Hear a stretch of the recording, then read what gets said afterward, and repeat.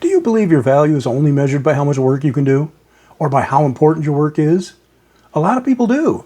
Maybe not out loud, but deep down, they've been trained to think that way, so they can serve the machine. I mean, let's face it, we live in a culture that treats work like an Olympic sport and makes looking tired a fashion statement. The tradition is to praise those who sacrifice themselves for work. Over time, that kind of thinking starts to rot your sense of self. You stop asking if life you're building is actually the one you want, and you just keep going. And that's how the lie works. It tells you that exhaustion is proof that you matter. If you're worn out, it means you're doing it right. You're morally superior to those who rest and take time away. And we keep believing it. But being worn out doesn't prove you're disciplined. It proves you're human and your body and mind have limits. And yet people still act like misery becomes meaningful once it has a paycheck attached. And that's not wisdom. It's conditioning that teaches you to ignore the warning signs of overwork.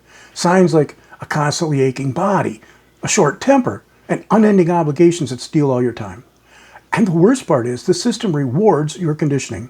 It loves when you confuse being needed for being worthy, because then you never stop trying to earn that reward. And that leaves you tired and distracted so that you never question what all of that work is for. Meanwhile, the machine keeps running, eating up more and more of your time and energy.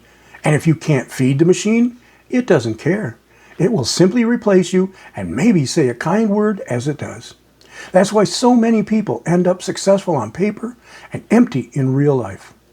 And every dollar in their pockets represents another regret for days lost. They didn't fail, not according to the machine, but still they feel a sense of loss because they were trained to confuse work with value. And for some reason, we keep on celebrating this spirit-draining idea. We keep on praising the person who never stops. We call it ambition when someone has no off button, and we call anyone who stops lazy. And that's crazy, because a life can look productive from the outside and still be a slow form of self-erasure. Work was never meant to replace a life. And yet for many people, it slowly does. And by the time they notice, the machine has already taken their best years and called it success. Peace.